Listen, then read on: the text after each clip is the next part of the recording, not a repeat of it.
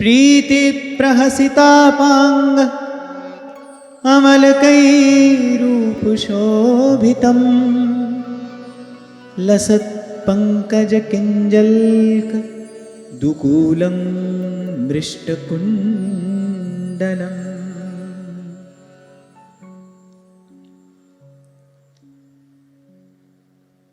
श्री भगवान के मंगलमय रूप ध्यान की विधि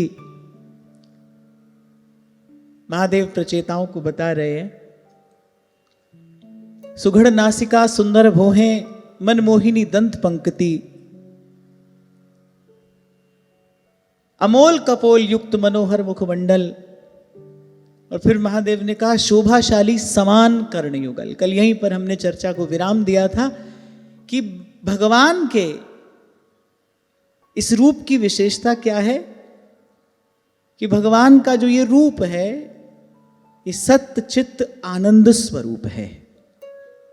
इसका ध्यान करने से, इसका भजन करने से, इस श्रृंगार का ध्यान करने से उर अंतर के विकार नष्ट होते हैं।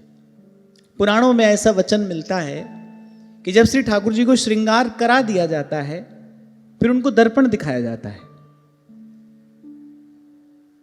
तो पुराणों में ऐसा वर्णन मिलता है कि उस दर्पण में श्री ठाकुर जी का जो प्रतिबिंब है, जो श्री ठाकुर जी की छवि है, कह उसका दर्शन करने वाला रूपवान हो जाता है। रूपवान हो जाता है अर्थात कह उसके उर अंतर के विकार नष्ट होते हैं, भीतर से सुंदर हो जाता है। पूर्व भी मैंने कभी आपसे कहा था भगवत सेवा में जाने से जीवात्मा का जो वास्तविक सौंदर्य है, जो उसका नैसर्गिक सौंदर्य है, वो प्रकट होता है। आप कष्ट में हो, परेशान हो, आपका मुखमंडल बता देगा, है ना। आप सहजता में हो, आप सुख में हो, आप सुविधा में हो, आप आनंद में हो, तो भी आपका मुखमंडल बता देगा। प्रभु की सेवा क्या है? प्रभु की सेवा जीव का अपना घर है। जैसे अपने घर होते हैं ना, आपके शब्दों में कहें तो कंफर्टेबल, सहज। अपने घर में एक सुखद अनुभूति होती है, अपने घर में सुरक्षित भी अनुभव करते हैं आप, और अपने घर में एक सुखद अनुभूति भी होती है। घर में व्यक्ति सहज रहता है, सहज। There are no pretends. उसको कुछ भी ओढ़ने की आवश्यकता नहीं है, उसको किसी भी प्रकार का आचरण किसी को दिखाने के लिए नहीं कर रहा है ना, तो वहां पर सहज है, सुखद स्थिति में है। ऐसे ही जब जीव भगवान की सेवा में पहुंचता है, समझ लो अपने घर पहुंच गया। अब वो वहां पर सहज है, अब वो वहां पर सुखद स्थिति में है। तो इसलिए जब कोई जीवात्मा भगवत सेवा में पहुंचती है तो उसका जो नैसर्गिक सौंदर्य है वो प्रकट होता है। तो जब भगवान का श्रृंगार कराया जाता है, फिर जब उस श्रृंगार का दर्शन किया जाता है, और मुझे स्मरण आ गई ये बात कि पुराण का ये वाक्य है, जब प्रभु को दर्पण दिखाया जाता है ना, तो दर्पण में जो श्री भगवान का प्रतिबिंब पड़ता है, जो वो रूप की छवि है, उसका दर्शन करने वाला रूपवान हो जाता है। श्री कृष्ण के श्रृंगार का ध्यान करने से हृदय के विकार नष्ट होते हैं। और कल भी आपसे मैंने कहा था ये जो रुद्र गीत है ये मूल्यवान भी है, ये महत्वपूर्ण भी है, और ये महिमावंत भी है। क्यों? क्योंकि जो स्वयं त्रिभुवन के गुरु हैं, जो सबके गुरु हैं, वो आशुतोष, वो महादेव, वो स्वयं इसका उपदेश कर रहे हैं। महादेव बता रहे हैं भगवान की कौन सी मूर्ति, भगवान का कौन सा रूप ध्यान करने योग्य है। कल मैंने आपको संकेत किया था एक भगवान का ज्ञेय स्वरूप है। ज्ञेय स्वरूप माने जानने योग्य स्वरूप है। एक भगवान का ध्येय स्वरूप है, जिस स्वरूप का ध्यान किया जाना चाहिए। हम में, आप में, सब में प्रभु का अंश है। ये सारा अस्तित्व भगवान की सत्ता से ही गतिमान हो रहा है। हरि व्यापक सर्वत्र समाना, ये भगवान का ज्ञेय स्वरूप है, जानने के लिए है। इसको जान लेने से क्या लाभ होगा? इसको जान लेने से आप वैर, विरोध, राग, द्वेष, हिंसा, मद, मात्सर्य, इन सब विकारों से बच जाएंगे। अगर इस बात का अनुभव होने लगे कि भाई सब और प्रभु ही हैं, ये जो सब है प्रभु का है, फिर किससे वैर विरोध करोगे? फिर किससे राग द्वेष होगा? फिर किससे ईर्ष्या होगी? इसीलिए महापुरुष कहते कि ज्ञान का मार्ग शांति की ओर ले जाता है। प्रकट ही तो है, ये बात प्रमाणित ही तो हो रही है। अगर भगवान के ज्ञेय स्वरूप का बोध हो जाए, माने ज्ञान हो जाए, तो आ जाए ना जीवन में शांति। अगर इस बात का अनुभव हो जाए कि भाई जो है सब प्रभु का ही है, जो हो रहा है सब प्रभु की इच्छा से हो रहा है, तब ना अच्छा है, ना बुरा है, ना राग है, ना द्वेष है, ना मान है, ना अपमान है, ना लाभ है, ना हानि है। देखो आ गई जीवन में शांति। मैं तो सदा ही आपसे कहता हूं कि अगर मन की शांति चाहिए तो आपको द्वंद्व से मुक्त होना पड़ेगा, भले बुरे के द्वंद्व से, राग द्वेष के द्वंद्व से। और इसके लिए कर क्या सकते हैं? इसके लिए जो सबसे पहला अभ्यास किया जा सकता है, किया जाना चाहिए, keep your self free from judgements, away from judgements. भला बुरा मत देखिए, इस बात का विश्वास रखिए, हमको दिखाई नहीं दे रहा कोई बात नहीं, हमको अनुभव नहीं हो रहा कोई बात नहीं, पर सत्य तो यही है कि हरि व्यापक सर्वत्र समाना। ये जो सब है ये भगवान का ही है, ये जो सब हो रहा है वो भगवत इच्छा से ही हो रहा है।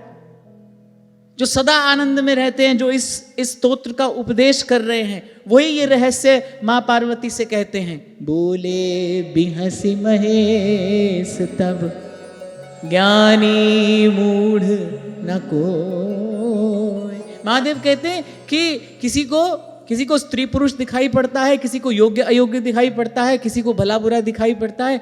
बोले मेरी दृष्टि में उमा दारू जोशित की नाई, सब ही नचावत राम गुसाई, सब ही नचावत राम गुसाई। एक कठपुतली हंसे के रोए, उठे के बैठे, ऐसे चले कि वैसे चले। जो खेल देखने वाला है वो कभी भी कठपुतली का दोष नहीं लगाएगा, क्योंकि वो जानता है इसकी डोर किसी और के हाथ में है, इसको चलाने वाला, इसको हिलाने डुलाने वाला, इसको नचाने वाला तो कोई और है, सूत्रधार कोई और है, सूत्रधार कोई और है, उसकी दृष्टि उस पर है। तो वो जो भी करे वो उसका बुरा नहीं मानता, क्योंकि वो जानता है कि ये बेचारी अपनी इच्छा से थोड़ी हिल डुल रही है, ये अपनी इच्छा से थोड़ी चल रही है, इसको नचाने वाला कोई और है। ऐसे ही जब गुरु कृपा से जब ये ज्ञान हो जाता है कि भाई आप हम सब तो कठपुतली हैं, सूत्रधार कोई और है, इस सारे अस्तित्व को चलाने वाला, हिलाने डुलाने वाला, नचाने वाला वो तो कोई और है, फिर यहाँ जो भी होता है उसको देखकर भला बुरा नहीं लगता। भाई जो हो रहा है वो भगवान की इच्छा से ही हो रहा है, वो भगवान लीला ही है।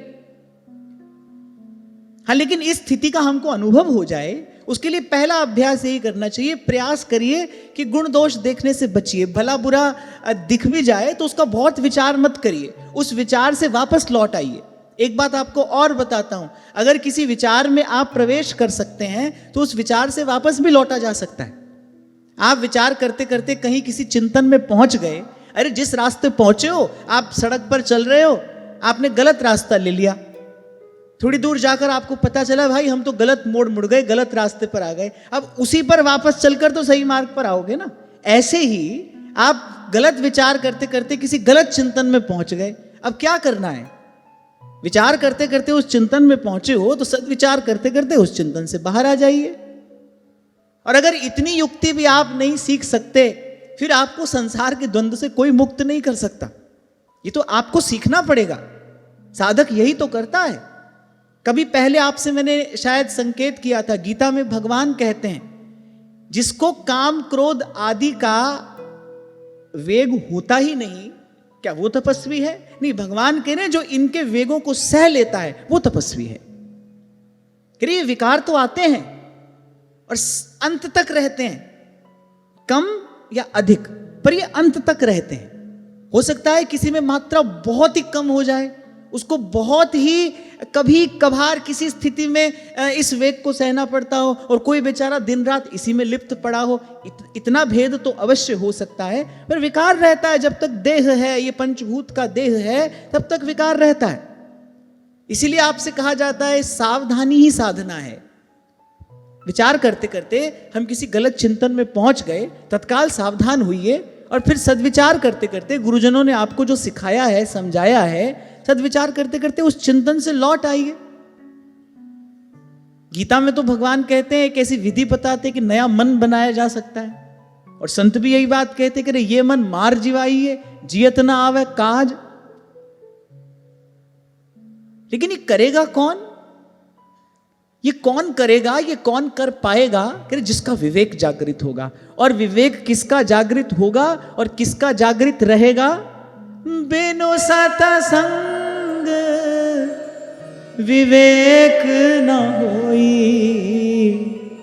राम कृपा बिन सुलभ न सो।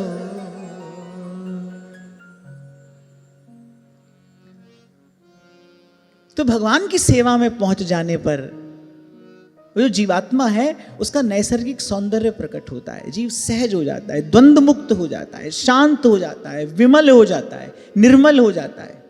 जो जीव का गुण गोस्वामी जी बता रहे हैं ना, चेतन, अमल, सहज, सुख, राशि, ये सब गुण प्रकट हो जाते हैं जीवात्मा के जब जीवात्मा भगवत सेवा में पहुंचती है।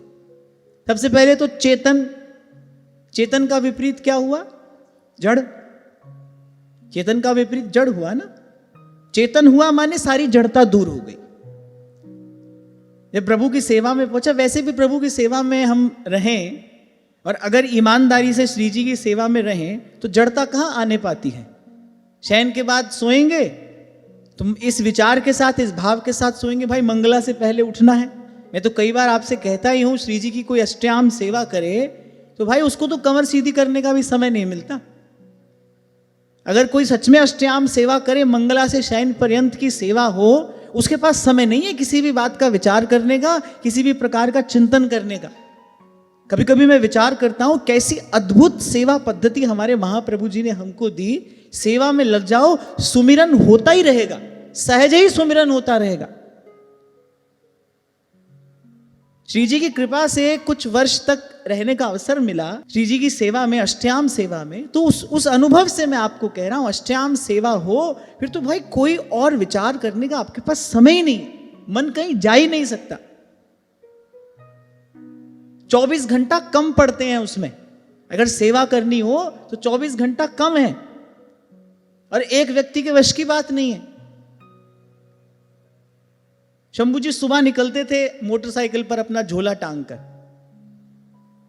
पूरा दिन बाजार में घूमते थे और फिर शाम को मेरे लिए प्रसाद लेकर आते थे। फिर मैं प्रसाद पाता था, फिर स्नान करके पुनः संध्या की सेवा में फिर प्रवेश करते थे। ये चाहिए, वो चाहिए, रसोई की सब व्यवस्था है, पोशाक की सब व्यवस्था है, आभूषण की सब व्यवस्था है। एक भीतर रहने वाला चाहिए, एक बाहर सेवा करने वाला चाहिए। समय ही नहीं है, किसी बात का समय नहीं है, किसी विचार का समय नहीं है, मन कहीं जाता ही नहीं। तो बड़ी अद्भुत सेवा पद्धति हमारे महाप्रभु जी ने हमको दी है। कुछ और रह ही नहीं जाता जीवन में। भोर भय से सांझ ढरे तक सेवा को ही नेम हमारा, स्नान करावे वस्त्र ओढ़ावे, भोग लगावे सो लागत प्यार। और अगर ठाकुर जी को सेवा भा जाए, अगर ठाकुर जी को सेवा भा गई आपकी, फिर वो नहीं बैठने देंगे आपको। उनको कभी क्या चाहिए, उनको कभी क्या चाहिए, उनको कभी क्या पाना है, उनको कभी क्या पाना है। आपको मैंने बताया था ना, कितनी बार ऐसा होता था, पूरा श्रृंगार हो गया। अब श्रृंगार में भाई 1.5-2 घंटा का समय लगता है। पूरा श्रृंगार हो गया, श्रृंगार पूरा होने के बाद ठाकुर जी को दर्पण दिखाया तो कह रहे ये तो सब कुछ अच्छा सा नहीं लग रहा है, कुछ और पहनाओ, लो अब 2 घंटा फिर लगो। स्नान करावे वस्त्र ओढ़ावे, भोग लगावे सो लागत प्यारो। और भाई कोई सेवा करेगा तो प्यारा लगेगा। आपकी भी कोई सेवा करे तो आपको अच्छा लगता है। कोई खूब आपकी सेवा करे, आपको सुख पहुंचाए तो आपकी इच्छा होगी ना, भाई ये हमारे पास ही रहे तो अच्छा है। तो ऐसे ही ठाकुर जी की सेवा करके कोई ठाकुर जी के सुख का कारण यदि बनता है, ठाकुर जी को भी अच्छा लगता है, उनको लगता है भाई ये हमारे पास ही रहे। कब ते निहारत आपकी ओर के आप हमारी ओर निहारो, श्यामा श्याम हमारे धाम को जान वृंदावन धाम पधारो। श्यामा श्याम हमारे धाम को जान वृंदावन धाम पधारो। और खिचड़ी के दिन आते थे फिर तो समझ लो 1 महीना बाद ही सोएंगे। अब रात को सो, सुबह 3 बजे जगना है तो एक एंग्जाइटी होती है ना, जल्दी उठना है, कहीं अलार्म बजे नहीं बजे, समय पर उठ पाए ना उठ पाए, थोड़ी थोड़ी देर पर उठकर समय देख रहे हैं। तो लो सेवा जीवन में आई, सब जड़ता दूर हो गई। ठाकुर जी आपको जाड़े में जड़ नहीं होने देते, है ना। तो सबसे पहला गुण आता है चेतन। ये चेतनता रूपी जो जीव का सहज सद्गुण है, ये प्रकट हो जाता है सेवा में आने के बाद, फिर धीरे धीरे विकसित होता है चेतन। और फिर कहा अमल, अमल माने निर्मल विमल। अब भाई किसी प्रकार की और चर्चा ही नहीं है, किसी प्रकार का और कोई चिंतन ही नहीं है, कोई अन्यथा अनर्थ मूलक विचार ही नहीं है, तो लो मन भी निर्मल हो गया। और मैंने कहा जो सेवा में है उसका सुमिरन सहज हो जाएगा। क्या खिलाना है, क्या पहनाना है, कैसे पौढ़ाना है, अब ऋतु ऋतु के हिसाब से सब प्रकार की सेवा है, सब प्रकार की सौंज सामग्री है, सब है। तो चेतन अमल, और फिर कहा सहज। ये तो मैंने आपको बताया ही, जैसे अपने घर में कोई सहज होता है, ऐसे प्रभु की सेवा में पहुंचा जीव सहज हो जाता है कि वो अपने घर पहुंच गया। श्री ठाकुर जी की सेवा, और जो सेवा का ये भाव है ना कि मैं प्रभु का सेवक हूं, मैं प्रभु का दास हूं, यही जीव का अपना घर है, यही उसका अपना ठिकाना है। यहीं पर पहुंचकर जीव निर्भय होता है, निश्चिंत होता है। इस संसार में अगर कोई निर्भय निश्चिंत हो सकता है तो वो केवल प्रभु का सेवक हो सकता है।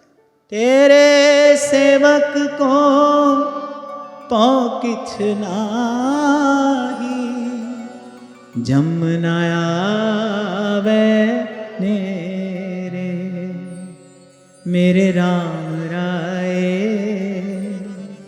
तू संता का संत तेरे,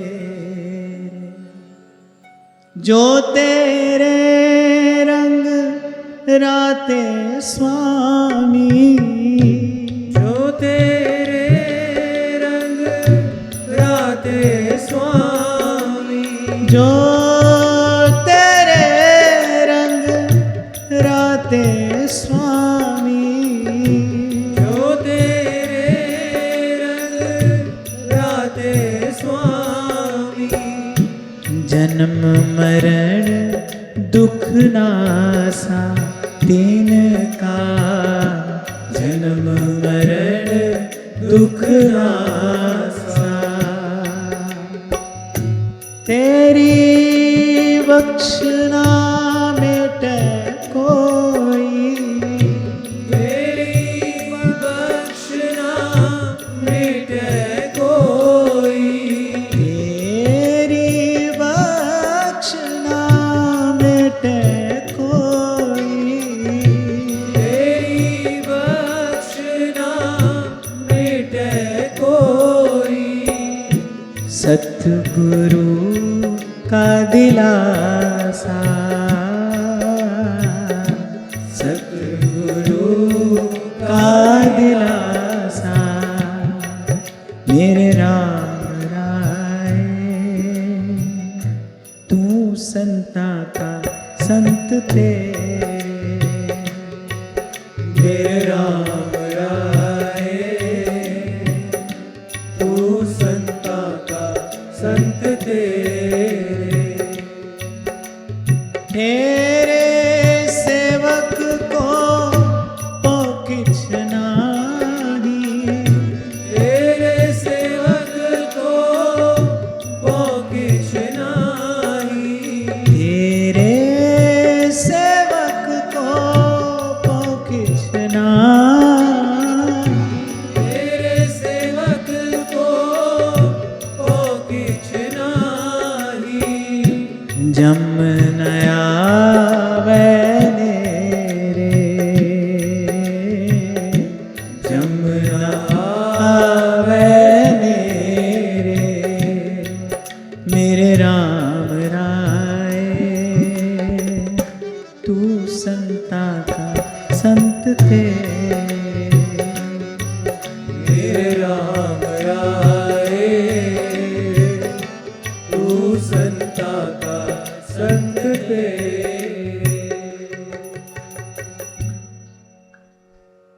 तो चेतन अमल सहज, फिर कहा सुख राशि। कल इसी विषय पर चर्चा हो ही रही थी। सयो हवै तत्परमं ब्रह्मवेद ब्रह्मैव भवति। प्रभु के निकट रहने वाला प्रभु सा ही हो जाता है। और मुझे तो लगता है प्रभु सा होकर ही कोई प्रभु के निकट रह सकता है। भक्त मांगते नहीं सालोक्य साष्टी सामीप्य सायुज्य सारूप्य, पर ऐसा थोड़ी है कि ये सब उनको मिलता नहीं, तो सब सहज में ही प्राप्त हो जाता है। और जैसा मैंने कहा कि आप किसी की खूब सेवा करो, उसके सुख का कारण बनो, तो उसकी इच्छा होगी भाई हमारे पास ही रहे। ऐसी कोई जीव प्रभु की सेवा करता है, लाड़ करता है, दुलराता है प्रभु को, तो प्रेम के भूखे तो हैं ही भगवान, भाव के भूखे तो हैं ही। तो प्रभु निकट रखते हैं, उसको पास रखते हैं। तो ये जो श्री गोस्वामी जी ने कहा चेतन अमल सहज सुख राशि, ये जीव का जो स्वरूप है ये भगवत सेवा में प्रकट हो जाता है। सेवा में आने पर ये स्वरूप उजागर हो जाता है।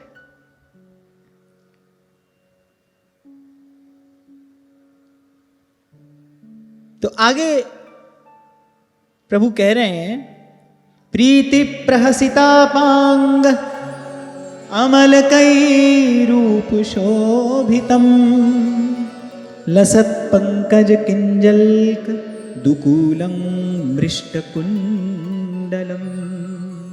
फिर कहा प्रीतिपूर्ण उन्मुक्त हास्य, हासो जनोन्मादकारी च माया।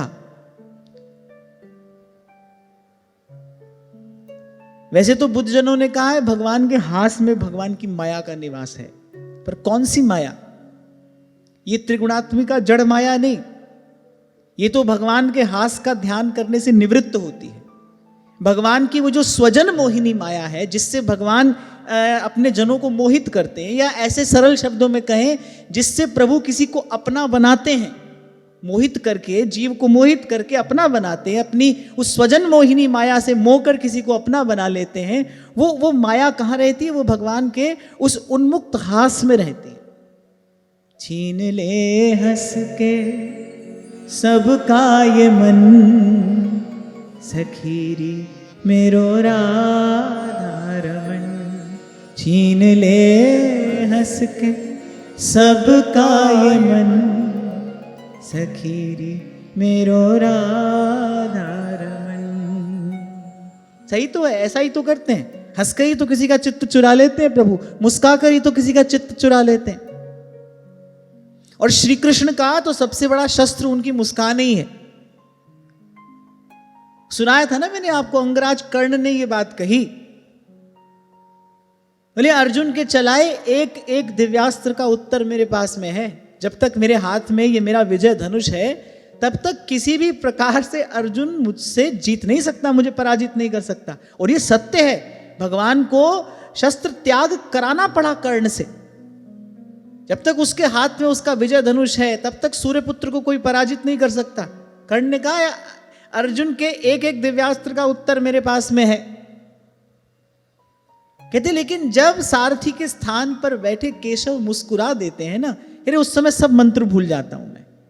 जिस मंत्र से शरसंधान किया जाता है, अरे वो सब मंत्र भूल जाता हूं मैं। हासो जनोन्मादकारी क्षमाया। तभी भक्त कहते हैं तेरी मंद मंद मुस्कनिया पे, तेरी मंद मंद मुस्कनिया पे बलिहार प्यारे जो, बलिहार प्यारे जो। आप देखो कैसे कैसे मंद मंद मधुर मधुर हमारे राधा वल्लभ लाल मुस्कुराते हैं। प्रभु प्रसन्न है, प्रभु अनुकूल है, प्रभु सुख में है। इसका संकेत प्रभु अपनी मुस्कान से ही तो करते हैं। जो सेवा में रहता है वो ये रहस्य जानता है। प्रभु प्रसन्न है, अनुकूल है, सुख में है। जो भी हमारे द्वारा निवेदन किया जा रहा है प्रभु की कृपा से, आचार्यों की कृपा से, भाव तो आचार्यों का है ना। हम जो सेवा कर रहे हैं उसमें हमारा कुछ नहीं है, वो भाव ही आचार्य का दिया हुआ है, महाप्रभु जी का दिया हुआ भाव है, महाप्रभु जी की सिखाई हुई ये सेवा पद्धति है, महाप्रभु जी की दान की हुई ये रस रीति है। हम तो निमित्त बन के, उपकरण बन के कृतार्थ हो रहे हैं, धन्य हो रहे हैं। तो जो सेवा में रहता है वो ही जानता है। ऐसे ही मुस्कुरा कर प्रभु जताते हैं अपने हृदय की प्रसन्नता, अपना सुख। कि हाँ भाई, तुम्हारी जो ये सेवा है ये हमको सुख पहुंचा रही है। प्रभु की प्रसन्नता का परिचय प्रभु की मुस्कान से ही तो मिलता है। और कैसी है प्रभु की मुस्कान? प्रीति प्रहसितापांग, प्रीतिपूर्ण उन्मुक्त हास्य है, जिसकी ओर देखकर प्रभु मुस्कुरा दे, समझ लो उसके हृदय में उन्होंने अपनी प्रीति का, अपने प्रेम का संचार कर दिया। जिसकी ओर देखकर प्रभु मुस्कुरा दें। कभी कभी गाता था ना मैं 2 पंक्तियां, इसीलिए गाता था, नजर भर वो देखे और मुस्कुरा दे। कल पहले प्रभु की चितवन की बात हुई। कृपा करुणा प्रभु की चितवन में है और प्रेम प्रीति का संचार कर देते हैं प्रभु, अगर किसी की ओर देख भी लें और फिर देखकर मुस्कुरा भी दें। अच्छा, ऐसा भी करते हैं, किसी किसी को सिर्फ देखते हैं, किसी किसी को केवल देखते हैं। अब जो बहुत आर्त होकर आता है ना, संसार के दुख से दुखी होकर आता है, उसको प्रभु से प्रेम नहीं है, लेकिन वो संसार के दुख से दुखी होकर आया है, शरण में आया है, वो बस इतना ही कह रहा है, प्रभु मेरा दुख दूर कर दो, तो उसको कृपा भरी दृष्टि से केवल देखते हैं। समझ रहे हो? जो केवल दुख से दुखी आया है, भय से भयभीत है, चिंता से आतुर है, व्याकुल है, जो केवल इसलिए आया है कि बस दुख दूर हो जाए, प्रेम प्रीति से अभी उसका कोई लेना देना नहीं है, ऐसे भी तो आते हैं ना, आर्तजन भी तो भगवान की शरण में आते हैं, तो उसको केवल कृपा भरी दृष्टि से देखते हैं। पर अगर कोई रसिक हृदय हो, अगर कोई प्रेम की प्रीति की अभिलाषा लेकर आया हो, तो दृष्टि भर के प्रभु उसको देखते भी हैं और फिर उसकी ओर देखकर मुस्कुरा भी देते हैं। नजर भर वो देखे और मुस्कुरा। हमारी ओर प्रभु देखें और देखकर मुस्कुरा भी दें, इसके लिए हृदय में उनकी प्रेम प्रीति की अभिलाषा होना आवश्यक है। प्राय करके तो भाई जीव इसीलिए जाता है ना भगवान के पास कि बस सब दुख दूर हो जाए, सब दुख दूर हो, बस दुख मिट जाए, दुख मिट जाए। पर जीवन में संत आता है, जीवन में सत्संग आता है, तब समझ में आता है भाई केवल दुख से नहीं छूटना है, सुख से भी छूटना है, इन दोनों से मुक्त होना है। आनंद तो सुख और दुख दोनों से छूट जाने में है, दोनों से मुक्त हो जाने में है। आपको नहीं लगता कि सुख की लालसा भी दुख का एक कारण ही है? थोड़ा विचार करोगे तो पाओगे दुख का कारण ही केवल एक है, मुझे सुख मिले यही दुख का कारण है, सुख की इच्छा ही दुख का कारण है। और इससे तो सब बंधे हैं भाई, सब चाहते हैं सुखी हो जाए।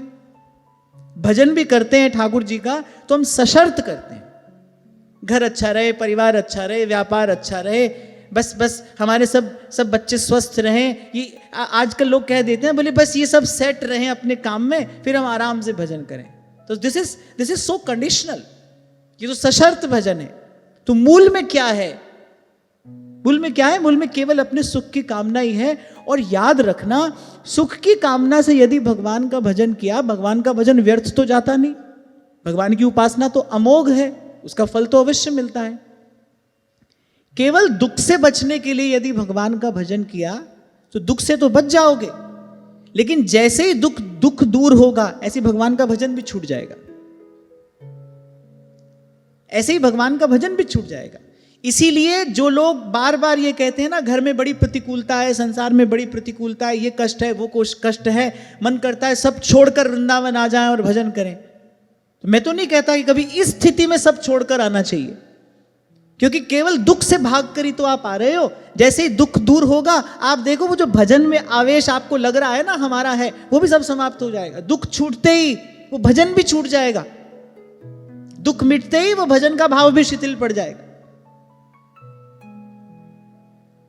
जब तक ये विचार है ना मैं सब छोड़कर आ जाऊं, तब तक तो भाई छोड़ने वाले आप हो, आप छोड़ भी सकते हो, आप पकड़ भी सकते हो। आना तो कब चाहिए?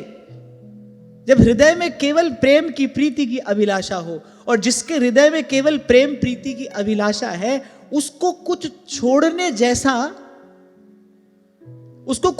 जैसा विचार ही नहीं करना पड़ता, उसका तो सब छूट जाता है। मैं कई बार आपसे कहता हूं ना, जब नदी समंदर की तरफ चलती है तो ना तो किसी से अनुमति लेती है, ना वो मार्ग में आने वाले अवरोध से डरती है, घबराती है, ना वो किसी से रास्ता पूछती है। वो नहीं पूछती किसी से कि मैं जाऊं कि नहीं जाऊं, आप कहें तो हम सब छोड़कर आ जाएं। ऐसा लोग लिखकर पूछते हैं। बोले हमारी इच्छा है हम आ जाएं, आप हमको आज्ञा दे दीजिए। हम क्यों दे दे भाई आज्ञा?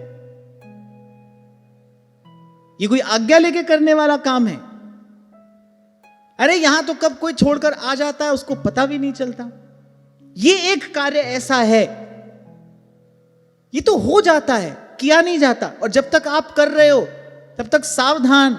यदि आप कर रहे हो तो आपने निर्णय लिया है, आप इस निर्णय से वापस भी लौट सकते हो। और मैंने ऐसी दशा बहुत लोगों की देखी है, बहुत लोगों की देखी है, अद्यावधि आज तक भी देखा देखी। आ गए सब छोड़कर वृंदावन। अब पहले पहले तो कुछ समय बहुत अच्छा लगा, खूब सेवा में भी आवेश था, सब था। लेकिन भाई भजन सेवा करने के लिए शुद्ध सात्विक बुद्धि चाहिए, सत्व गुण में स्थिरता चाहिए। इसीलिए व्यास जी ने कहा है, देखा देखी भक्ति को व्यास ना होई निवाह। एक बार तो बस सत्संग सुना और बस आ गए सब छोड़कर। अब 2-4-6 महीना में सब भाव शिथिल, क्योंकि तदनुकूल जीवन बनाया नहीं। जैसा शुद्ध सात्विक पवित्र जीवन एक साधक का होना चाहिए, वैसा जीवन बनाया नहीं। मन की खटपट मिटी नहीं, मन में वही द्वंद्व है, वही राग द्वेष है, वही ईर्ष्या मद मात्सर्य है। अब दुविधा में दोनों गए और न माया मिली न राम। यही बात श्री सेवक जी महाराज ने कही, इत व्यवहार न उत परमारथ, बीच ही बीच जो जन्म गमायो। इसीलिए आपसे कहा गया है आज तक, और मेरा मत विचार तो यही है, जहां हो वहीं रहो।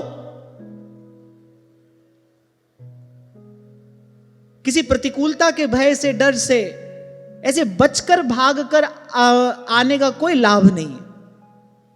वो तो जब ऐसी त्वरा होती है, जब ऐसी उत्कंठा होती है, वो जो प्रेम जन्य व्याकुलता होती है, वो सब छुड़ा देती है। किसी से कुछ पूछना नहीं पड़ता, ना किसी के रोके वो व्यक्ति रुक पाता है। जो आए हैं ना, वो ऐसे किसी से अनुमति लेकर नहीं आए, वो तो चल दिए, बिल्वमंगल चल दिए वृंदावन की ओर। आंख से दिखाई नहीं देता, कुछ सूझता है नहीं, चल दिए बस। अच्छा, वृंदावन की ओर भी नहीं चले, वो तो बस चल दिए। ठाकुर जी ने देखा, बोले तो बड़ा विचित्र प्राणी है भाई, इसको आंख से दिखाई नहीं देता और हमारे लिए चल दिया है। ना इसे ये मालूम है उत्तर जाना है कि दक्षिण जाना है, पूर्व चलूं कि पश्चिम में जाऊं। तब भगवान को दया आई, प्रभु आए हाथ पकड़कर और वृंदावन के मार्ग पर उनको डाला, चल दिए वो तो। और ये तो आप सब जानते हैं भाई कि honesty is the best policy. अपने प्रति ईमानदार रहना चाहिए। अपने अंतर मन को आपसे भला, आपसे बेहतर और कौन जानता है। अपने आप को देखो कि मुझे सच में भगवान से प्रेम है, प्रीति है, मैं इसलिए जाने का विचार कर रहा हूं, या केवल यहां की खटपट से बच के जाना चाहता हूं, लगता है भाई यहां से छूटकर चले जाएं। कितने लोग मैंने ऐसे ही देखे, बस आ गए, घर परिवार का कर्तव्य छोड़कर अपना जो भी धर्म मिला था, जो भी कर्तव्य पालन के लिए आपको मिला था, वो सब छोड़कर बस आ गए। आपको लगता है कि आप ऐसे सफल हो जाएंगे इस मार्ग में? मैं तो कह रहा हूं, भजन थोड़ा बहुत करोगे तो हो सकता है दुख छूट भी जाए, लेकिन दुख छूटते ही भजन भी छूट जाएगा। याद रखना, वो भजन भी छूट जाएगा।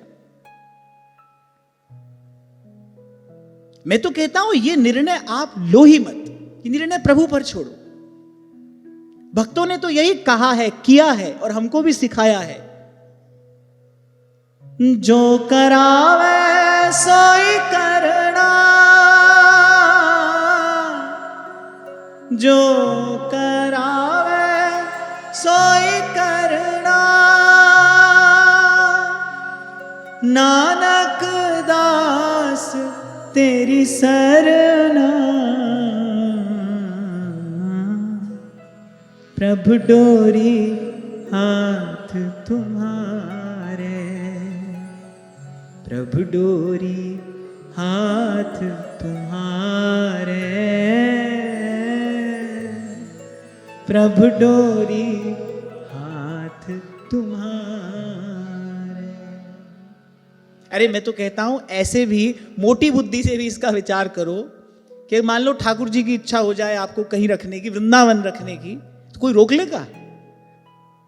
अरे प्रकृति प्रभु की सेवा में है, सब अनुकूल हो जाता है। बस एक ही कार्य जीव नहीं कर पाता, छल कपट नहीं छोड़ता। वो छल कपट नहीं छोड़ता। आपके भीतर कुछ घट रहा है, आपकी अंतरात्मा आपको कुछ संकेत कर रही है, आप उसको सुन नहीं रहे, आप उसको मान नहीं रहे। क्या है? ये अपने आप से किया हुआ छल है, ये अपने आप से किया हुआ कपट है। और ऐसा जीव तो प्रभु के निकट रह ही नहीं सकता। जो भगवान को भाएगा नहीं, वो भगवान के निकट कैसे रहेगा? और भगवान कह रहे हैं मोहे कपट छल छिद्र न भावा। बोले ऐसा तो मुझे जीव भाता ही नहीं है, कैसे रहेगा वो जीव प्रभु के निकट? अरे हमको ये नाम मिल गया, हमको ये रूप मिल गया, हमको सुनने के लिए ये लीला कथा मिल गई, हमको श्री महाप्रभु जी की कृपा से वृंदावन धाम का संकेत मिल गया। महाप्रभु जी ने कृपा करके इस धाम का हमको भाव देश में दर्शन करा दिया। हमको एक आशा लग गई, एक आशा जगा दी महाप्रभु जी ने हमारे भीतर कि कभी श्री जी स्वीकार करेंगी, कभी श्री जी के चरण शरण मिलेंगे। क्या इतना पर्याप्त नहीं है?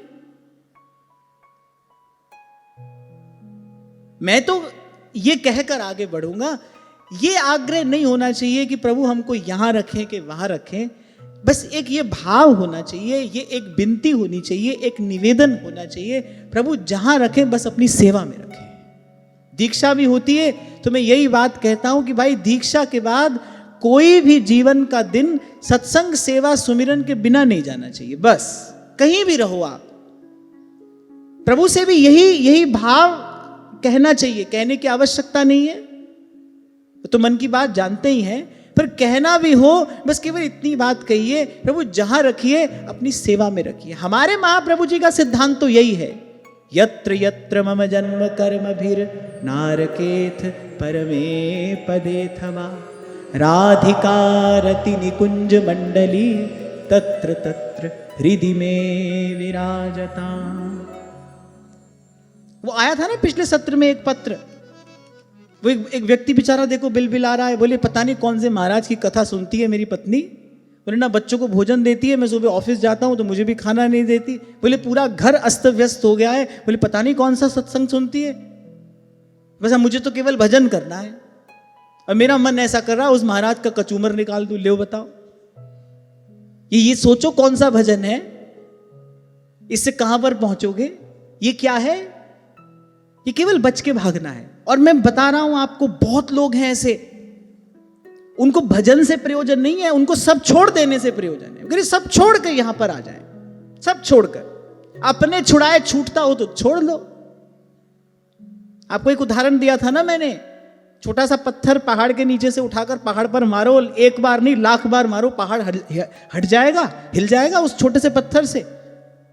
ये जो माया का बंधन है, आप अपनी ताकत से, अपने बल से, अपनी बुद्धि से छोड़ लोगे? छोड़ सकते हो तो छोड़ो। अरे एक जंजाल छोड़कर आओगे, 100 जंजाल गले में पड़ेंगे। सबसे उत्तम मार्ग यही है, जो करावे सोई करना, जो करावे सोई करना, नानक दास तेरी सरना, प्रभु डोरी हाथ तुम्हारे, प्रभु डोरी हाथ तुम्हारे, प्रभु डोरी हाथ तुम्हारे। एक बार सच्चे हृदय से, सरल भाव से एक बार अपनी डोर प्रभु के हाथ में देकर तो देखो, कि जैसा आपको जचे वैसा आप हमको नचाइए। एक बार अपने मन को आग्रह मुक्त करो तो सही, कोई आग्रह ना हो मन में। जहां आपकी इच्छा हो वहां आप रखिए, जैसे आपकी इच्छा हो वैसा आप रखिए। ऐसा क्यों नहीं कर पाते? क्योंकि प्रभु के स्वरूप स्वभाव का ज्ञान नहीं है, प्रभु पर विश्वास नहीं है। अगर प्रभु पर विश्वास हो, प्रभु की सामर्थ्य का भरोसा हो जाए, कोई मूर्ख ही होगा जो चिंता की टोकरी अपने सिर लिए घूमेगा। जब ऐसे सर्व समर्थ प्रभु हमारे सिर पर हैं, हम अपनी चिंता क्यों करें? और उनका स्वभाव कैसा है? मेरे मालिक को रहती है मेरी हर बात की चिंता। छोटे से छोटा संकल्प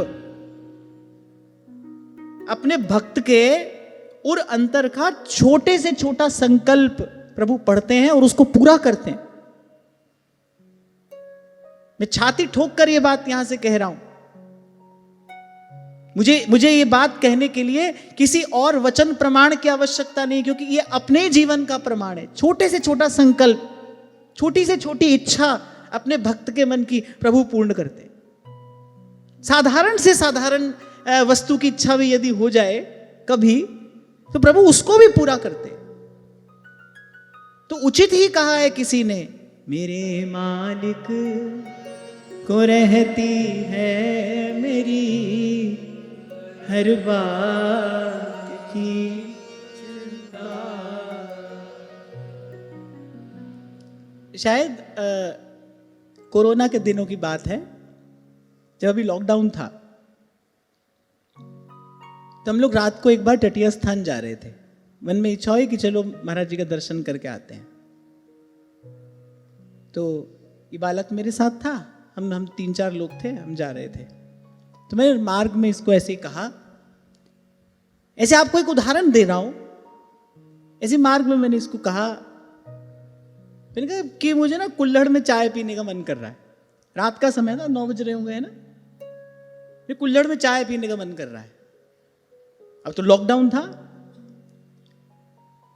थोड़ी दूर आगे जाके ऐसे मैंने एक वस्तु का नाम मैंने और भी लिया। मैंने ललित से कहा, मैंने कहा भाई ये भी खाने की इच्छा हो रही है। हम तटीय स्थान पहुंचे, कुछ दिन महाराज जी के पास बैठे और बड़ा सुख मिलता है महाराज जी के चरणों में। और महाराज जी की भी इस बालक पर बहुत ही कृपा है, बहुत ही स्नेह है। तो मुझे तो बड़ी सुखद अनुभूति होती है जब अवसर मिलता है वहां महाराज श्री के चरणों में बैठने का। तो मैं 2 बात इसको मैंने मार्ग में कही। तो जब हम उठकर आने लगे, तो सबसे पहले तो महाराज जी ने ललित को रज से बना चाय का कप दिया, क्योंकि हमारे पात्र वहीं से आते हैं, तटीय स्थान से जो रज के पात्र हैं, महाराज जी कृपा करके प्रदान करते हैं। तो महाराज जी ने कहा, लो अब की बार हमने ये चाय का कप बनवाया है। तुम्हारे गुरुजी चाय पीते हैं ना, बोले चाय का कप बनवाया है। अब दूसरी वस्तु का तो मैं नाम नहीं ले सकता। मैंने सहज में कहा, मैंने कहा यार ललित आज तो ये खाने की इच्छा है। और वहां पहुंचे तो महाराज जी ने कहा कि आज ठाकुर जी को यही भोग लगे हुए, तो आज तुम यही प्रसाद ले जाओ। अब मैं आपको वस्तु बता दूंगा तो आप हंस दोगे, नहीं बताऊंगा। अच्छा चलो गैस करो। नहीं कर सकते है ना।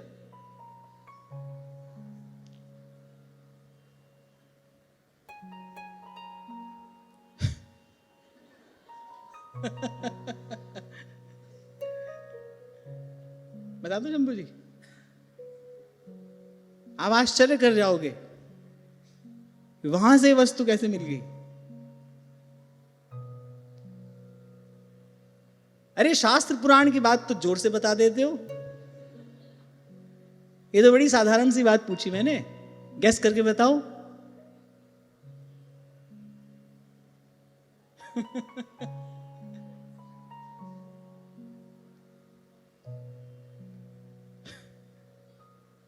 हाँ बताओ बताओ, गैस करो।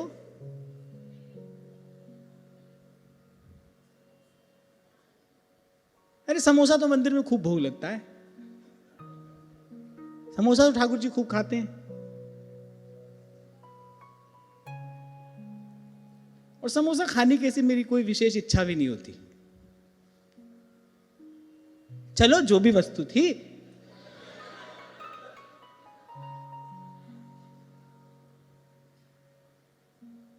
पर मैं तो ये कह रहा हूं कि जब वो छोटी से छोटी बात, साधारण से साधारण बात, और ऐसा एक बार नहीं अनेक बार प्रभु अनुभव कराते हैं। अगर मैं ये कहूं कि हर दिन प्रभु अनुभव कराते हैं तो भी अनुचित नहीं होगा।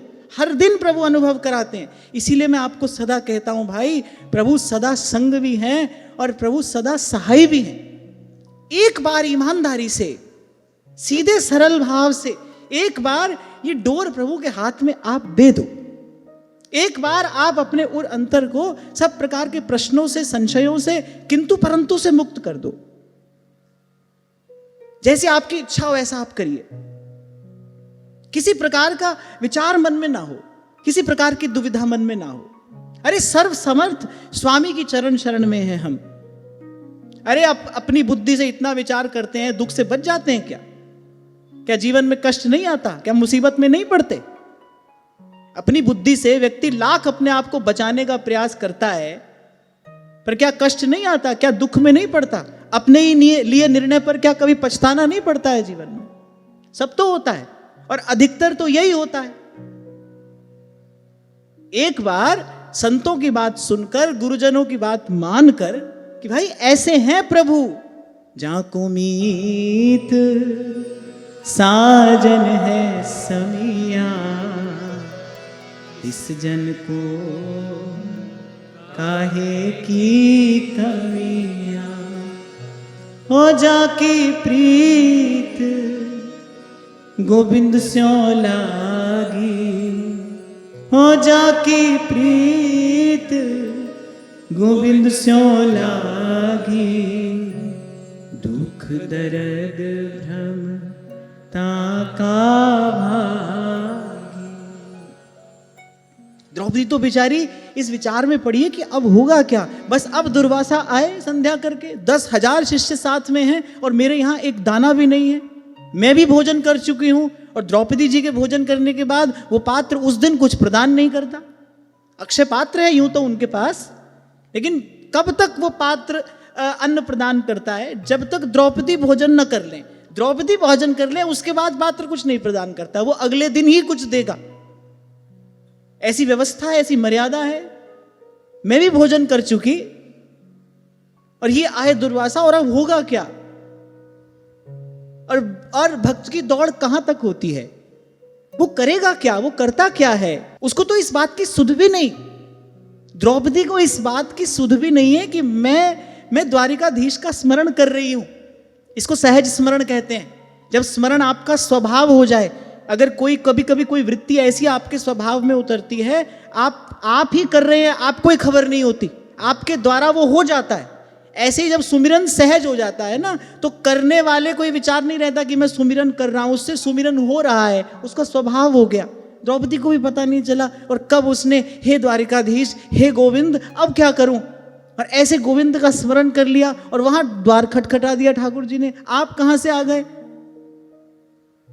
तो प्रभु ने कहा, कृष्णा ये तो उचित नहीं, पहले तुम ऐसे बुलाती हो और जब मैं आता हूं तो तुम कहती हो आप कहां से आ गए, अभी तो तुमने पुकारा। द्रौपदी ने कहा, अच्छा मैंने पुकारा? तब विचार किया कि हाँ, सहज स्वभाव से कह दिया था, हे गोविंद, हे केशव, अब ऐसी स्थिति में मैं क्या करूं? अरे कहीं से आना थोड़ी है प्रभु को, कहीं किसी दूर देश से थोड़ी आना होता है प्रभु को।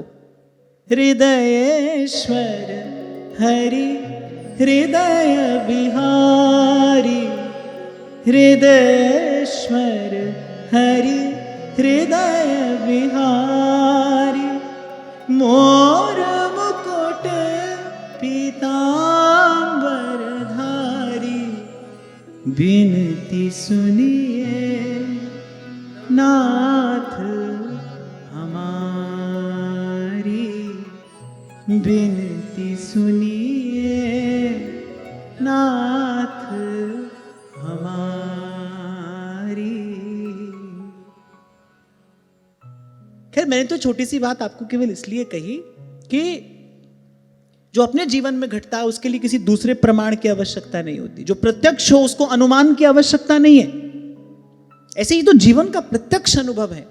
और कभी कभी तो संकोच होता है।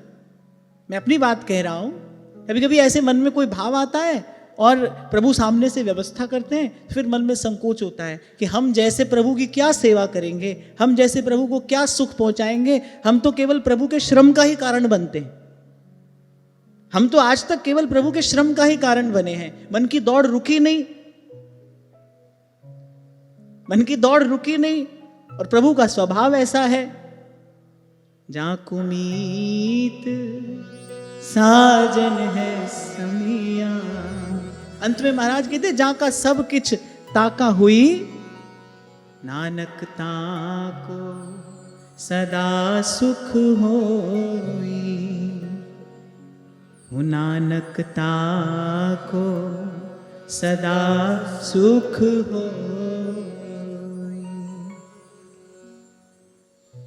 तो जो प्रेम प्रीति की अभिलाषा लेकर जाता है उसकी ओर पहले तो कृपा भरी करुणा भरी दृष्टि से देखते हैं। कृपा करुणा भरी दृष्टि प्राप्त करते ही पहले जीव शांत हो जाता है, उसके तन मन प्राण शीतल हो जाते हैं और फिर उसकी प्रेम की अभिलाषा, उसकी प्रीति की अभिलाषा पूर्ण करते हैं। प्रभु कैसे? छीन ले हंस के सबका ये मन, सखीरी मेरो राधारमन। छीन ले हंस के सबका ये मन, सखी मेरो राधा रमन। राधा रमण मेरो राधा रमण रे। राधा रमण मेरो राधा रमण री। राधा रमण मेरो राधा रमण रे।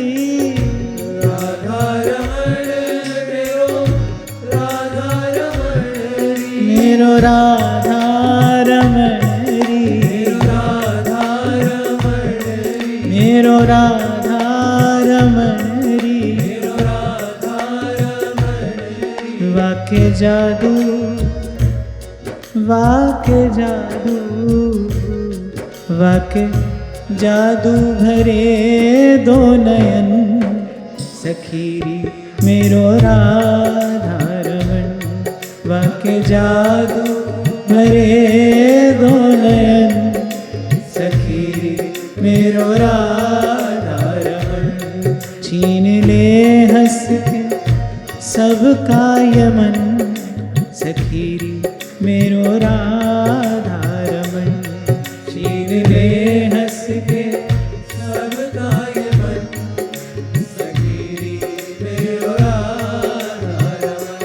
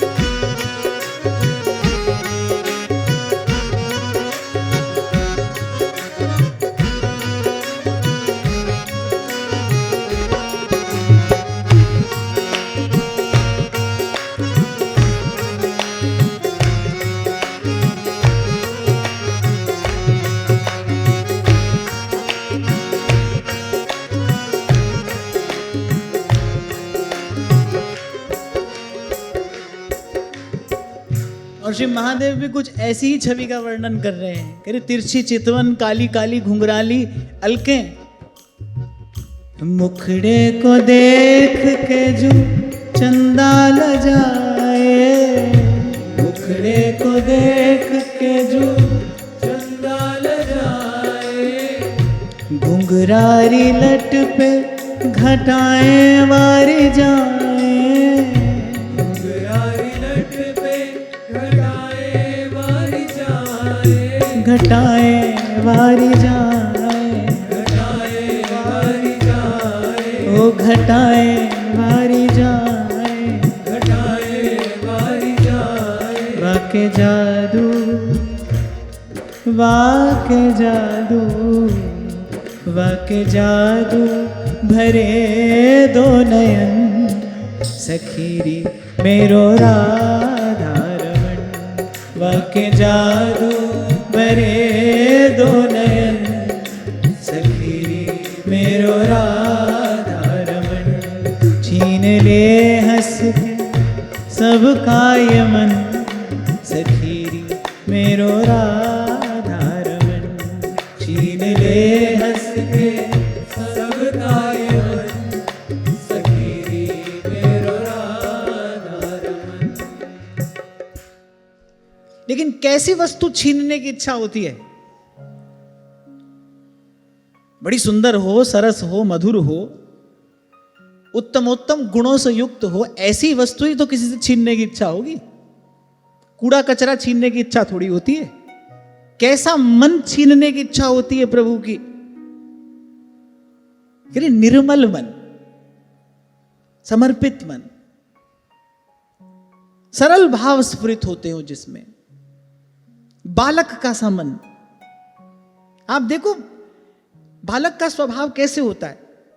आप गली में बालक बच्चे खेलते हैं, आप उनको देखो, थोड़ी देर में लड़ते हैं, फिर थोड़ी देर में एक साथ खेलने लगते हैं। ऐसा ही तो होते हैं। 1 मिनट में लड़े झगड़े, फिर 1 मिनट में संग ही खेल रहे हैं। अर्थात बालक के हृदय में ग्रंथि नहीं पड़ती, गांठ नहीं पड़ती। थोड़ी देर में बालक सब भूल जाता है, फिर वैसे का वैसा। हमारे हृदय में तो गांठ पड़ती है। बरसों पहले किसी ने कुछ कहा था, अच्छा फिर व्यक्ति कहता और है, छाती पे लिखा है मेरी, लिखे रहो, इसी आग में जलो, यही भाग्य में है तुम्हारे। कोई बड़ी अच्छी बात है ये? किसी ने कोई कठोर वचन कहा, किसी ने कोई कटु वाक्य कहा, अरे हाँ अभी तक हमारी छाती में लिखा, लो इसीलिए आए थे यहां। सब हंस रहे हैं, लगता है जैसे ये डायलॉग सबने एक आध बार कभी ना कभी बोला ही होगा, है ना? ये कोई बड़ी अच्छी बात है ये कोई मनुष्य होने का फल है? ये तो दुर्बुद्धि है। इसी को कहते हैं दुर्बुद्धि, दुर्मति। कहा भी है कि सज्जन व्यक्ति का क्रोध कैसा होता है, जैसे जल पर कोई रेखा खींच दे। दुर्जन का क्रोध कैसा होता है, जैसे पत्थर पर कोई रेखा खींच दे। वो भूलेगा ही नहीं, वो कटु वाक्य, कठोर वचन, वो वैसी उस परिस्थिति का कभी विस्मरण करेगा ही नहीं। अरे देखो प्रकृति ने कितनी सुंदर व्यवस्था की है कि बहुत पुरानी बात हम भूल भी जाते हैं। आप सोचो कि अगर हम भूल ना सके तो जीवन कितना बोझिल हो जाए। अगर हम भूल ना पाए कुछ तो जीवन कितना बोझिल हो जाए। ये तो प्रकृति की सुंदर व्यवस्था है। इस व्यवस्था का समादर होना चाहिए जीवन। तो बालक होता है, उसके हृदय में कोई गांठ नहीं पड़ती। मां बालक को डांटती है, चपत भी लगा देती है, बालक रोने लगता है, रूठ भी जाता है, फिर मां दुलराती है, अपनी गोद में उसको बैठाती है, बालक मुस्कुराने लगता है। ऐसा जो हृदय है वो प्रभु को प्रिय है। ऐसा होने के लिए नहीं कहा जा रहा है कि रोइए नहीं, हंसिए ही नहीं, ये थोड़ी कहा जा रहा है। आपको संवेदनाहीन होने के लिए थोड़ी कहा जा रहा है। पर ग्रंथि ना पड़े हमारे हृदय में, गांठ ना पड़ जाए, निर्ग्रंथ चित्त रहे।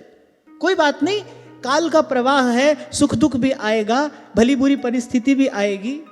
हंसिए रोइए, मैं तो आपको एक उदाहरण दिया ही करता हूं। आप एक फिल्म देख रहे हैं, अब फिल्म देखते देखते भी व्यक्ति हंसता भी है, रोता भी है। वो जो पर्दे पर घट रहा है उसका प्रभाव पड़ता है ना हम पर। हम रो भी देते हैं, हम हंस भी देते हैं, लेकिन भीतर कहीं ना कहीं इस बात का बोध है ना, भाई ये थोड़ी देर का ही तो तमाशा है, उसके बाद हम अपने स्थान पर हैं। ऐसे ही थोड़ा और विचार करो, थोड़ा और गहन गंभीर दृष्टि से देखो, तो बिल्कुल ये भी एक तमाशा ही तो हो रहा है। थोड़ी देर का हंसना भी है, थोड़ी देर का रोना भी। हंस भी लीजिए, रो भी लीजिए। और किसी किसी के दुख में दुखी होना पड़े तो भी कोई बात नहीं, होना ही चाहिए। बस प्रयास ऐसा हो कि हमारे हृदय में कोई गांठ ना पड़ जाए। इसी को भगवती श्रुति कहती है, चरैवेति चरैवेति। चलते रहिए, माने कहीं रुकिए मत।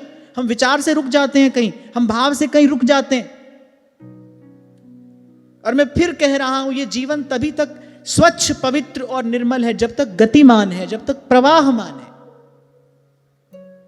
Until the life is flowing, जब तक ये जीवन प्रवाहित हो रहा है तभी तक ये स्वच्छ है, तभी तक ये स्वस्थ है। अगर रुका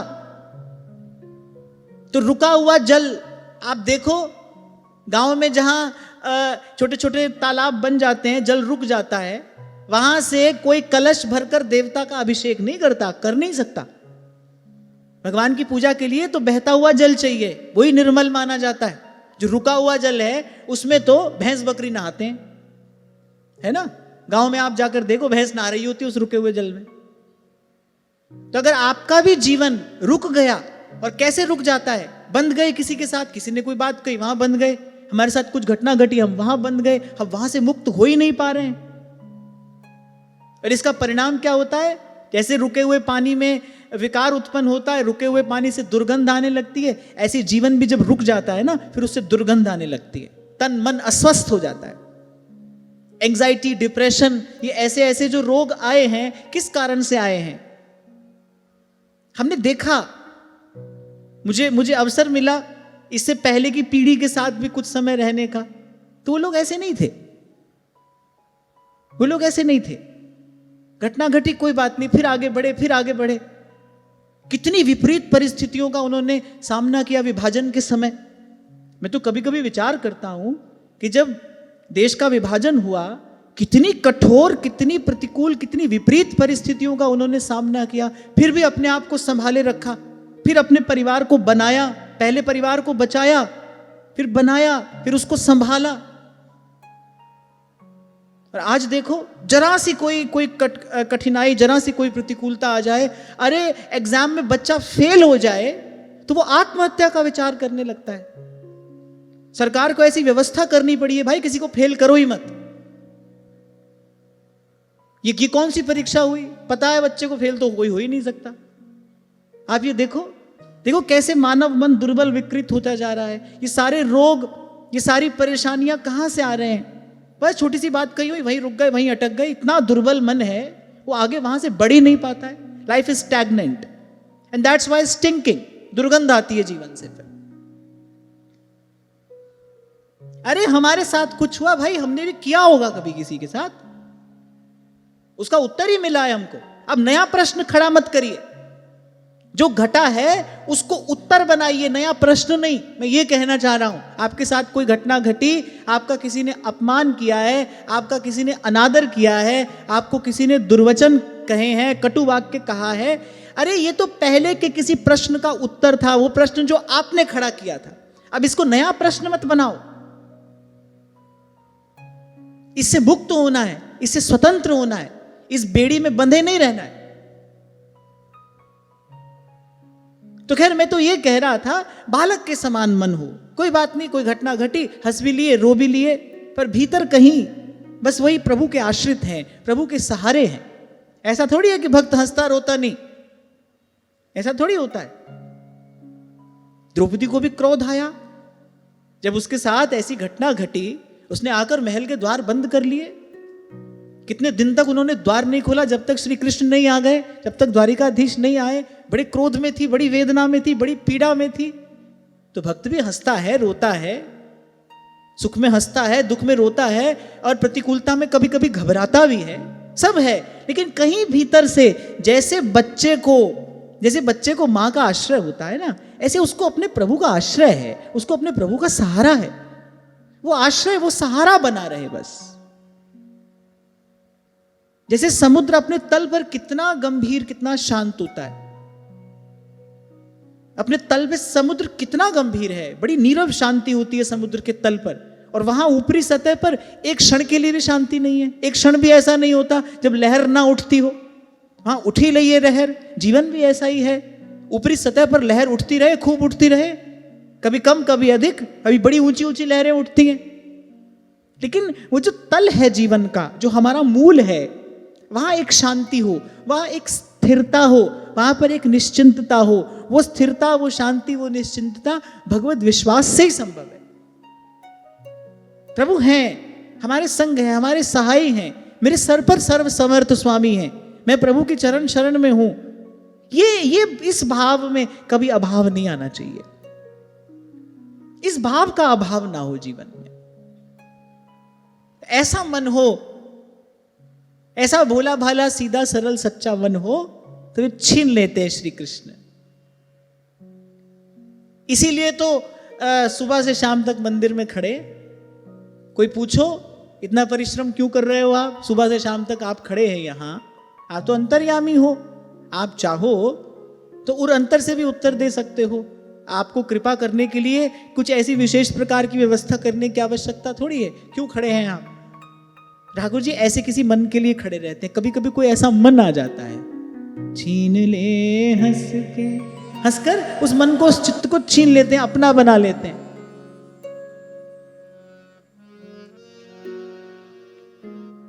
तो कोई प्रेम प्रीति की अभिलाषा लेकर जाए तो पहले प्रभु कृपा करुणा भरी दृष्टि से उस जीव को देखते हैं, निहारते हैं, और फिर प्रीतिपूर्ण उन्मुक्त हास्य से उसके चित्त वित्त का हरण करके सदा सदा के लिए उसको अपना लेते हैं, अपना बना लेते हैं। फिर कहा तिरछी चितवन और काली काली घुंघराली अलकें, मुखड़े को देख के जो चंदा लजाए, घुंघरारी लट पे घटाए वारी जाए। अरे कितना भी चंचल मन हो, श्री ठाकुर जी के मुखमंडल पर इन काली घुंघराली अलकों के लौटने का ध्यान करने से मन की गति स्थिर हो जाती है। ये रूप का ध्यान किस लिए है? कल ही आपसे मैं कह रहा था ना, ये रूप नहीं है, ये तो जाल है, इसमें मन फंस जाता है। और आपका हमारा क्या कहें, शंकर शेष मुनि मन रंजन। सबसे सुंदर उदाहरण है श्री सुखदेव जी महाराज का, सर्वथा मुक्त, समत्व को समुपलब्ध पिता की ओर भी जो घूमकर नहीं देख रहा है। वृक्षों से शुकोहम शुकोहम कहला दिया सुखदेव जी महाराज ने। श्री व्यास जी पीछे से आवाज लगा रहे हैं, अरे पुत्र। बोले कौन पुत्र, किसका पुत्र? चिदानंद रूपः शुकोहम शुकोहम, जो मैं हूं वही ये है, वही आप हैं। यहां कौन किसका पुत्र है? ये सब माया है, ये मुझे स्वीकार नहीं, ये बंधन मुझे स्वीकार नहीं। पिता ने कहा, संस्कार तो कराते जाओ। बोले जिसमें विकार होता है उसको संस्कार की आवश्यकता पड़ती है, मुझे उसकी कोई आवश्यकता नहीं, मैं तो अपने स्वरूप में स्थित हूं।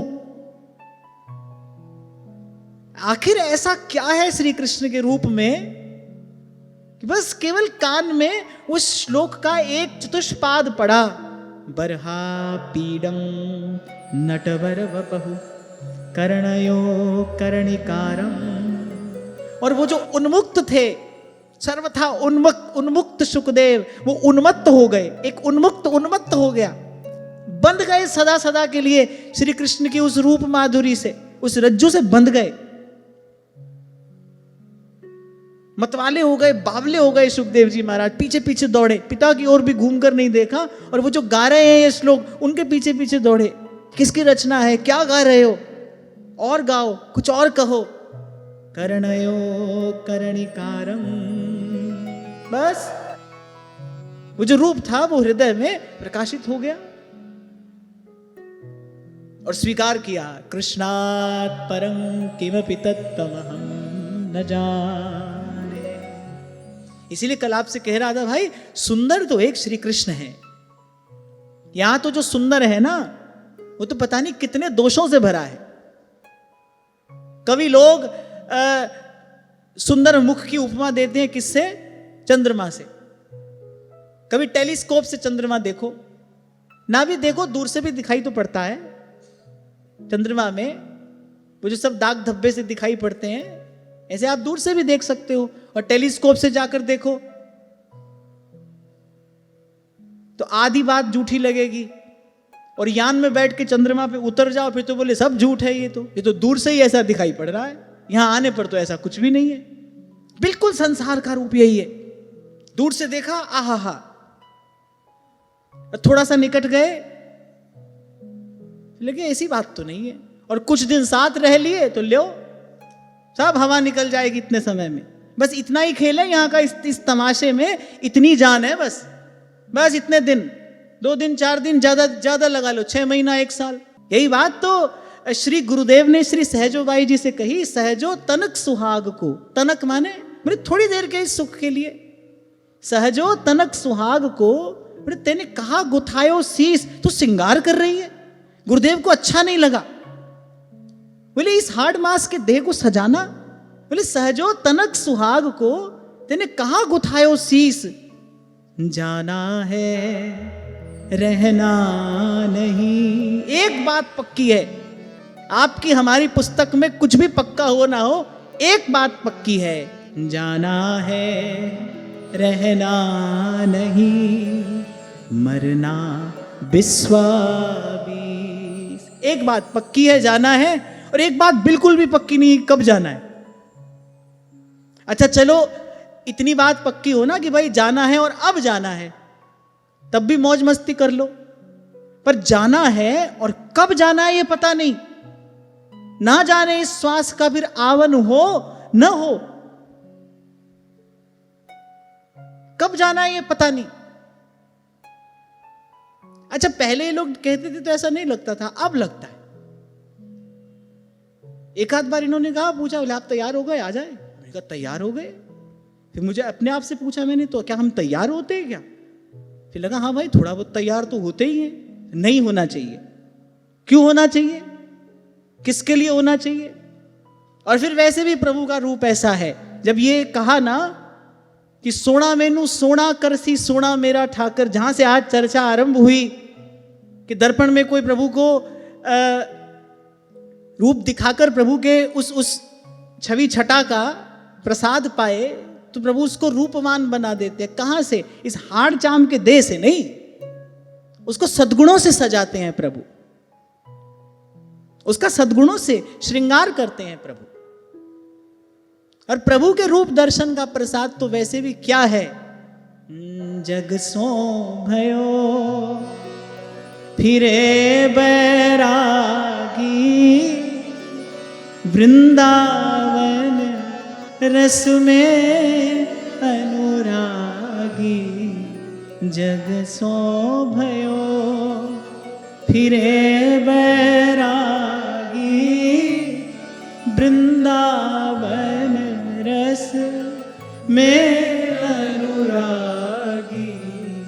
और श्री ध्रुवदास जी तो कह ही रहे हैं, बोले बड़ी मूढ़ता दही जिए, लई लोक की लाज, कोई क्या कहेगा, किसी को कैसा लगेगा।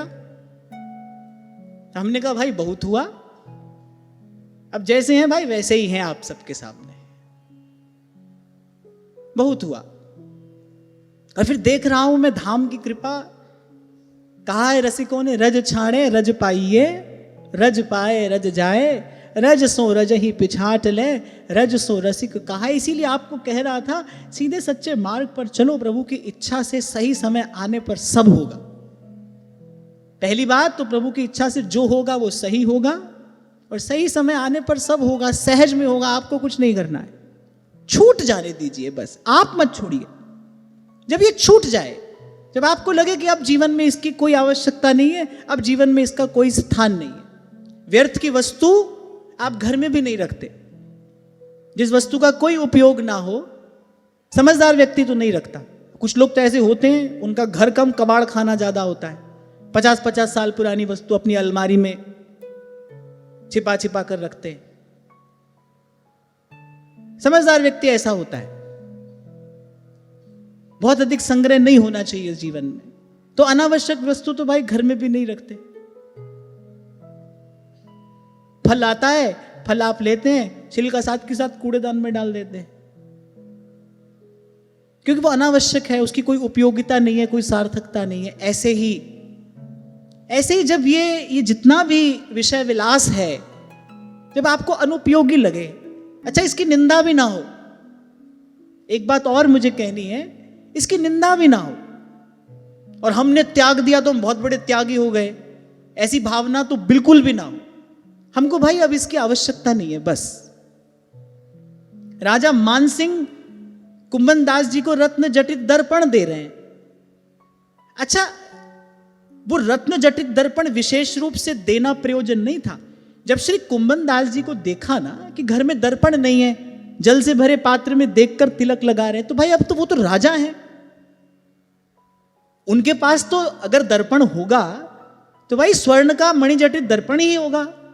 तो राजा के पास जैसा दर्पण था वैसा उन्होंने कुंभन दास जी को दे दिया। अब कुंभन दास जी ने कोई बड़ा त्याग वैराग नहीं दिखाया यहां पर। कुंभन दास जी ने कहा देखो तुम ये दर्पण यहां छोड़ के जाओगे, कल कोई चोर इसको लेने के लिए आएगा, हमारे प्राण और संकट में पड़ जाएंगे। और वैसे भी आप देखो कितना कोमल भाव से श्री कुंभन दास जी ने उत्तर दिया और कहा राजन वैसे भी इतना सुंदर ये दर्पण है, बोले हमारा मुख देखने योग्य दर्पण थोड़ी है, अरे इसमें तो श्री गोवर्धन नाथ अपनी छवि निहारे, ये उन्हीं को शोभा देता है, ये तो उनकी सेवा के उपयुक्त है, तो इनको वहीं जाकर आप प्रदान करिए। और मुझे ऐसा लगता है जैसे एक सुंदर केवल श्री कृष्ण है, ऐसी सारी सुंदरता उनके सानिध्य में जाकर ही सार्थक होती है। जो भी सुंदर है वो उन्हीं के लिए है। अपना तो भाई काम चल जाए, बस इतना। श्रीमद् भागवत के आरंभ में यही कहा गया, ये जितना सब यहां है किस लिए है भाई? हमारा निर्वाह हो जाए, स्वस्थ सरल हमारा जीवन रहे, हमारा निर्वाह हो जाए।